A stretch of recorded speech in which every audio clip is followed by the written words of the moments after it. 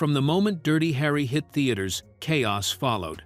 A film that blurred the line between heroism and brutality, where one man's pursuit of justice made the world question what justice even meant. Critics called it dangerous, activists called it fascist, but audiences couldn't look away. What they didn't know was that behind the scenes, this film wasn't just fiction, it was a storm of real danger, hidden scandals, and haunting coincidences. Because Dirty Harry didn't just create a cinematic icon, it awakened real fear. Police officers walked off set in protest. Warner Brothers tried to shut down production.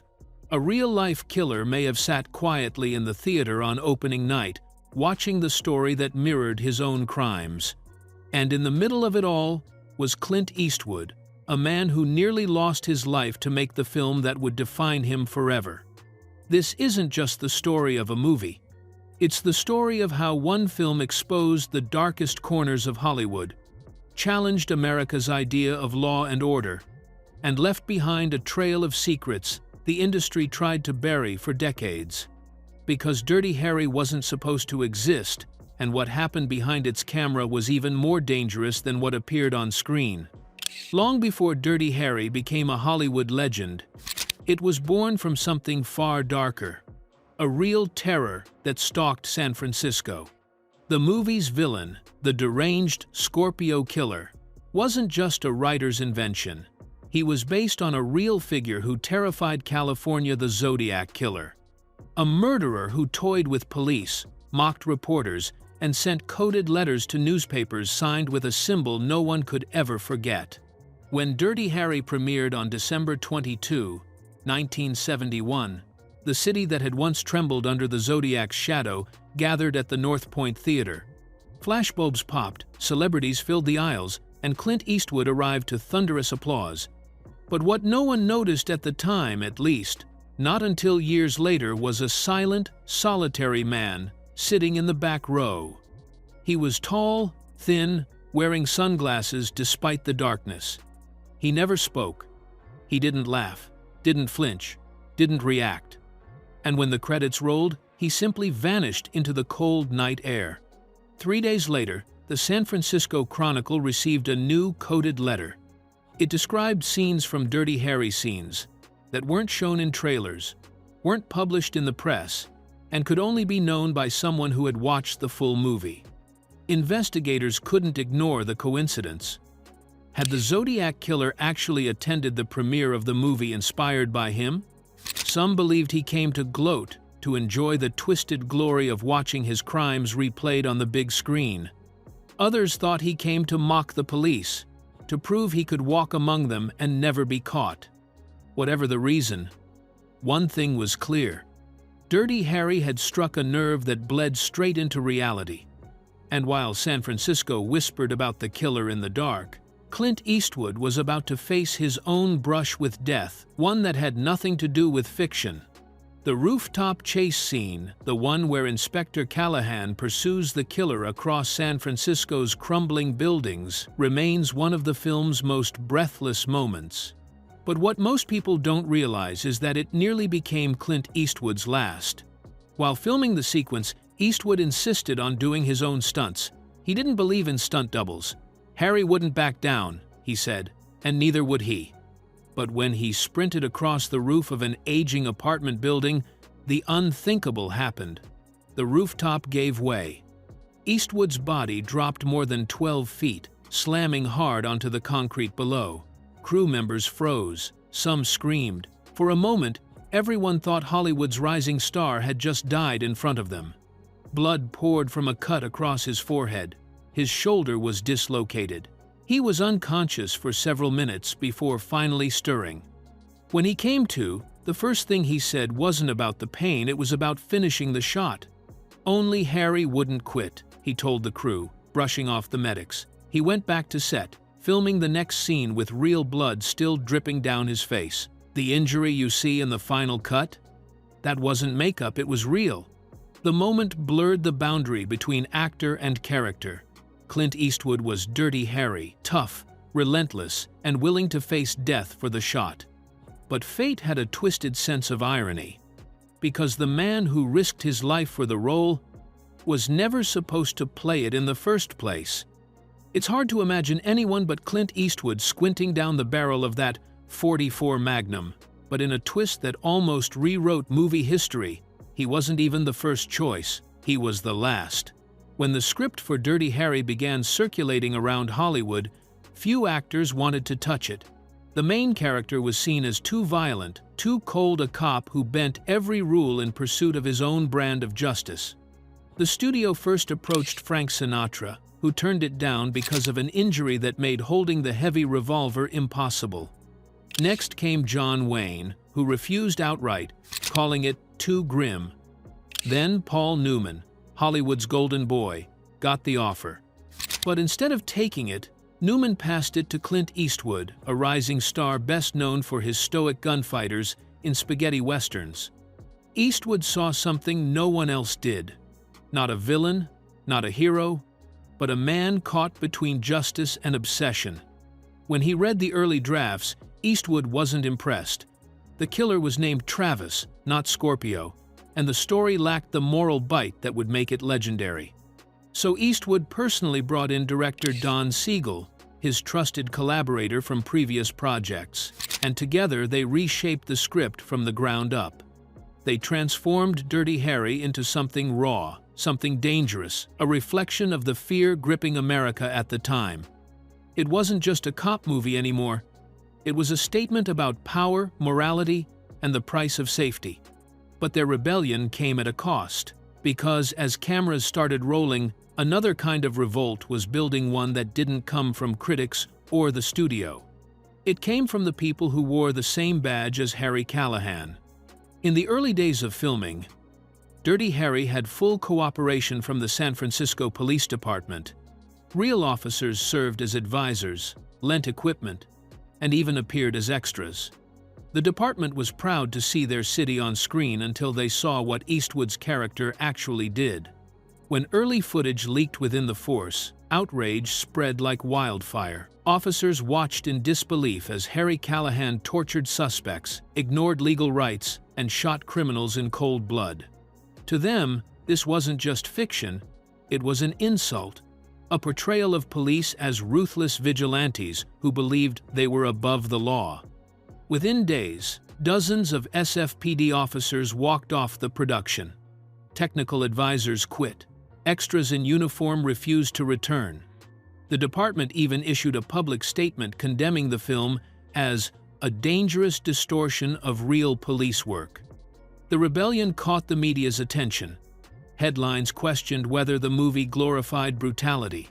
Protesters accused Warner Brothers of promoting fascism on screen. But something unexpected happened. The controversy worked. Curiosity exploded. People wanted to see the movie that had angered real cops. The backlash turned Dirty Harry into an event, a symbol of defiance in an America already torn between law and freedom. The crew scrambled to replace their missing police extras with stuntmen and private guards, filming under growing public tension. And while San Francisco's police turned their backs, the public turned out in droves. But the real-world chaos didn't stop there, because one prop in the movie, a simple gun, would soon spark a national obsession, and a nightmare far more real than anything in the script. There are movie lines that entertain, and then there are lines that change the world. "Do you feel lucky, punk?" became one of them. With those 7 words, Harry Callahan turned a 6-pound revolver into a cultural weapon. Before Dirty Harry, the .44 Magnum was a niche firearm too heavy, too powerful, mostly used by hunters. After the movie's release, it exploded in popularity overnight. Gun stores across America sold out. Magazines ran features calling it the Dirty Harry gun. Collectors paid triple its price just to hold the same model Eastwood wielded on screen. But what started as movie magic soon bled into real life. The FBI began reporting crimes committed with the .44 Magnum, robberies, assaults, even killings where suspects quoted Harry Callahan's famous line. In one chilling case, a gunman told police he wanted to feel lucky, echoing the very words that made audiences cheer. The weapon meant to symbolize control had turned into an emblem of chaos. And as the headlines piled up, Warner Brothers faced a crisis they didn't see coming. They weren't just accused of glamorizing violence, they were being blamed for inspiring it. Behind the scenes, the studio panicked. Investors threatened to pull out. Advertisers grew nervous. And when Warner executives watched the early cuts of the movie, their fear turned to fury. They called it too dark, too brutal, too real. But one man wasn't about to let them destroy what he and Don Siegel had built. Because when Hollywood came for Dirty Harry, Clint Eastwood fought back with the same cold determination as the character he played. Midway through production, tension on set hit a boiling point. Warner Brothers' top executives flew to San Francisco unannounced, furious over what they saw in the daily footage: too much blood, too much grit, too little restraint. Their plan was simple: fire director Don Siegel, tone down the violence, and rewrite the film before it spiraled any further. When Eastwood heard the plan, he didn't hesitate. He walked into the meeting, stared down the studio brass, and gave them a line as chilling as anything Harry Callahan ever said. "If he goes, I go." Silence filled the room. The executives realized they weren't just threatening a director, they were threatening their star, their entire production, and the film's future. Within hours, the firing plan was scrapped. Siegel stayed. But from that day forward, the studio planted a representative on set to monitor every move. Don Siegel later admitted, "It felt like filming with a gun to my head."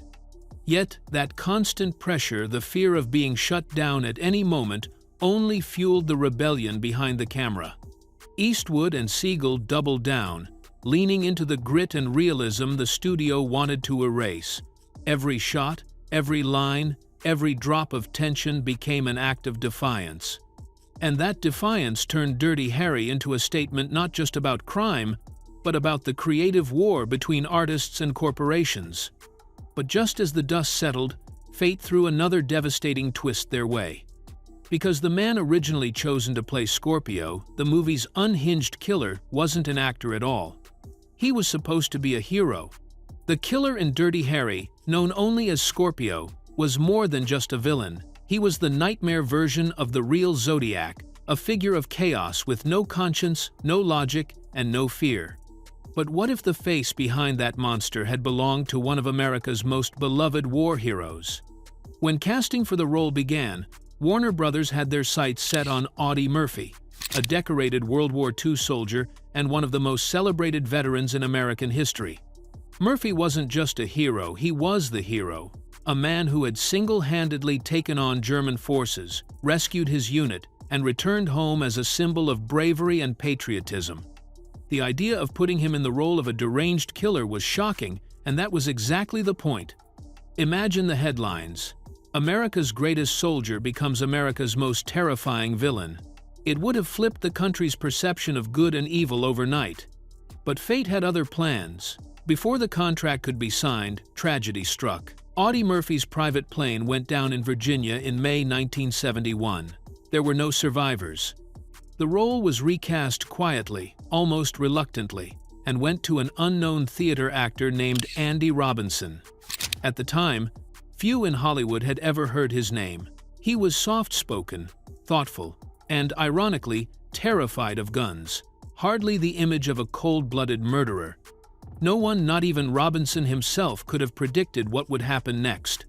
Because when cameras started rolling, his transformation into Scorpio was so horrifying, so disturbingly real, that audiences didn't just believe he was the killer, they treated him like one.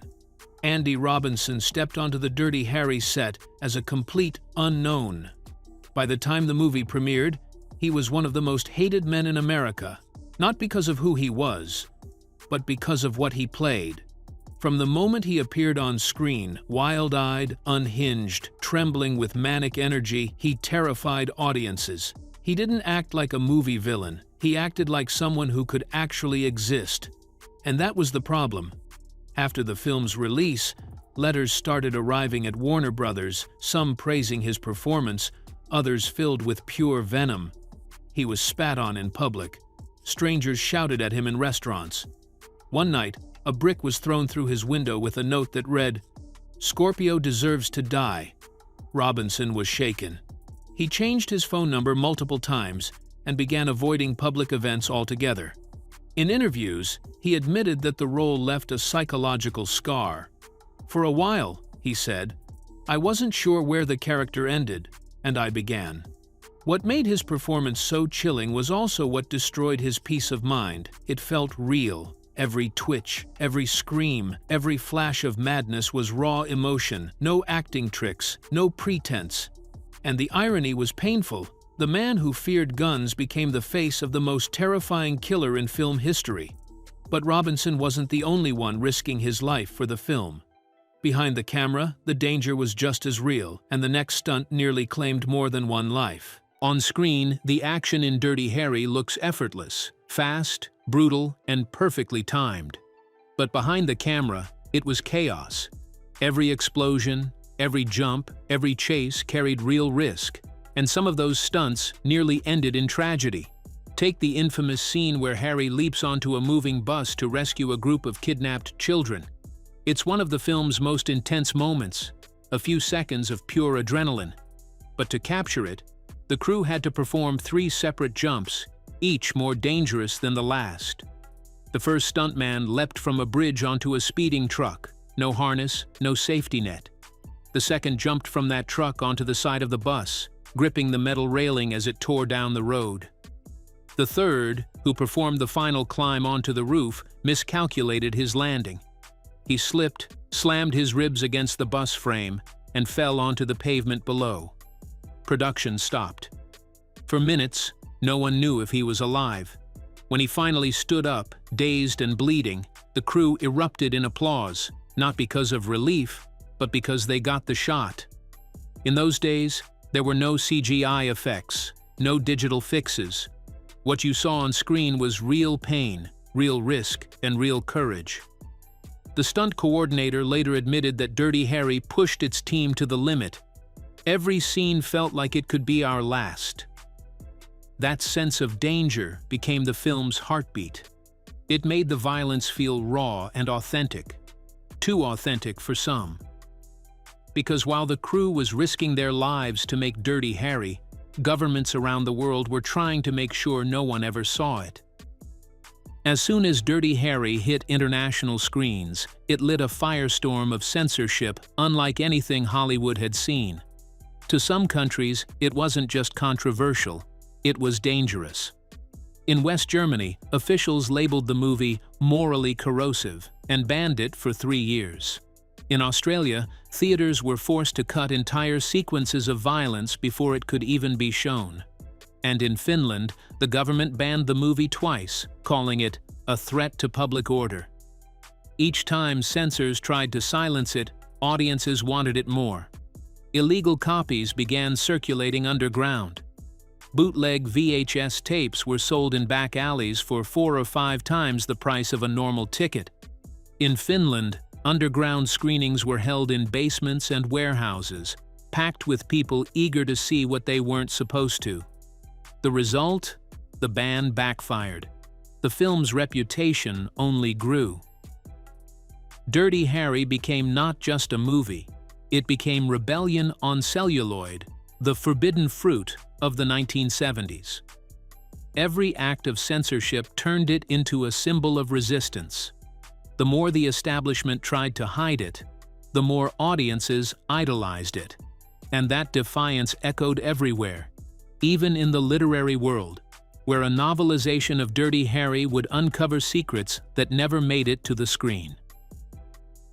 Most people know Dirty Harry as a movie, but few realize it was also turned into a novel, one that peeled back layers of darkness Hollywood refused to touch. Written by Philip Rock, the novelization wasn't just a retelling. It was an expansion, exposing details too disturbing for the screen. In the book, Scorpio isn't just a nameless killer. He has an identity, Charles Davis, and a past that reads like a psychological horror story. As a teenager, Davis murdered his grandparents in cold blood. Declared unstable, he was confined to a mental institution where his obsession with violence deepened. There, he developed a fixation on astrology, believing the stars dictated who lived and who died. Each killing, he believed, was written in the heavens. These details were too shocking, too specific, and too realistic to include in the film. But in the novel, they gave Scorpio an even more haunting presence, turning him from a random psychopath into something worse, a believer, someone who thought murder was destiny. Readers who picked up the book expecting simple entertainment found themselves staring into the mind of a monster. And in some strange way, it made Dirty Harry even more terrifying, because it blurred the question that haunted audiences from the start. Was Harry Callahan hunting evil or becoming it? That question didn't just linger in fiction. Behind the scenes, the production itself was on the edge of collapse, not because of controversy this time, but because of money. You'd think a movie as explosive as Dirty Harry had a massive Hollywood budget behind it. It didn't. In the middle of filming, Warner Brothers panicked over rising costs and slashed the budget by nearly 30%. Entire scenes were cut, locations abandoned, and dozens of planned sequences thrown in the trash. One of the biggest casualties was a high-speed car chase through San Francisco's famous hills. A huge, expensive sequence meant to rival Bullet. With no money left for the cars, the crew improvised. Instead of roaring engines, they gave audiences something more intimate: a foot chase through the city's steep streets. Clint Eastwood sprinted up staircases, tore through alleyways, and dodged traffic himself. No stunt double, no expensive setups, just raw movement and tension. What should have been a setback turned into one of the film's most memorable moments. The camera followed every gasping breath, every pounding footstep, every bead of sweat. It wasn't flashy. It was real. That desperate improvisation gave Dirty Harry a gritty realism that no amount of Hollywood polish could have achieved. And ironically, it became one of the film's defining trademarks, the proof that creativity could thrive under pressure. But that wasn't the only bold decision made under fire, because Eastwood was about to make another risky call, one that would define the villain, the tone, and the legacy of Dirty Harry forever.